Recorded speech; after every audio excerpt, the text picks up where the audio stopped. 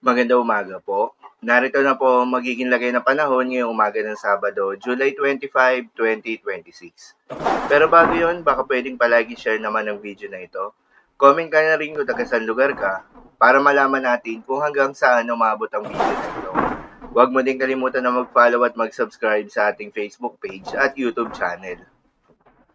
Sa kasalukuyan na tayo sa pag-asa, ang bagyong Quiapo nga ay patuloy ang paglakas habang kumikilos ito patungo ng West Philippine Sea.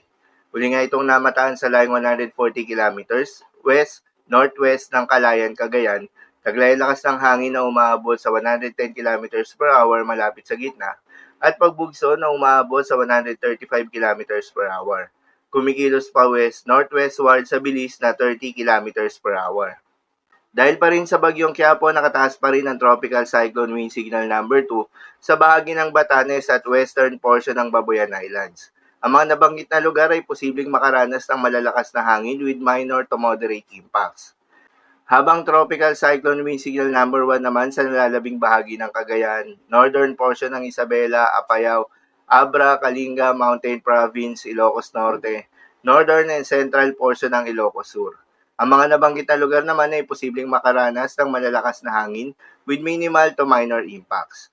May mga lugar rin na posibleng makaranas ng pabugso-bugso ng hangin na hindi nakasailalim sa Tropical Cyclone Wind Signal, pero dulot naman ito ng southwest monsoon o hanging habagat at paligid ng bagyong Quiapo.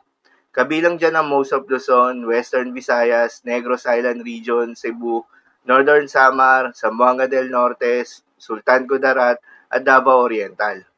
At dahil pa rin nga sa epekto ng bagyong Quiapo, posibleng makaranas pa rin ng heavy to intense rains sa may Cagayan, Apayao at Ilocos Norte.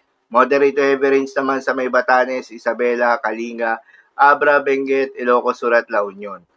Dahil naman sa epekto ng southwest monsoon, posible naman makaranas ng moderate to heavy rains ngayon sa may Zambales, Occidental Mindoro, Palawan, Antique, Iloilo, Guimaras at Negros Occidental. Sa mga apektadong lugar, ingat sa mga posibleng banta ng pagbaha at pagguho ng lupa, lalong-lalo na sa mga lugar na inuulan na noong mga nakaraang araw pa. Para naman sa magiging track at lakas ng bagyong Quiapo, ang bagyong Quiapo nga ay patuloy na kikilos pa west-northwestward habang ito ay nasa may West Philippine Sea ngayong umaga, bago kikilos pa northwestward to northward patungo ng southern mainland China. Base sa forecast track, inaasahan na lalabas ang bagyong Quiapo ng Philippine Area of Responsibility ngayong madaling araw. Posible naman magkaroon ng rapid intensification ng bagyong Quiapo at lumakas pa ito bilang typhoon category ngayong umaga dahil sa favorable environment condition. Patuloy pa itong lalakas bago maglandfall sa may southern mainland China. Asahan naman ang paghina nito matapos magkaroon ng land interaction.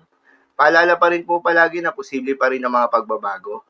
Kaya naman patuloy lamang na magantabay sa mga update nating ilalabas, lalo na ng Pag-asa. Para naman sa magiging lagay ng mga dagat baybayin, ayon sa Pag-asa ay may nakataas pa rin tayo na gale warning sa mga seaboards ng Batanes, Babuyan Islands, northern coast ng mainland Cagayan, at northern coast ng Ilocos Norte. Payo ng Pag-asa kapag ganitong may gale warning, ay huwag munang pumalaot yung mga kababayan nating mangingisda at yung may mga maliliit na sasakyang pandagat sa mga nasabing seaboards dahil inaasahan yung maalon na karagatan.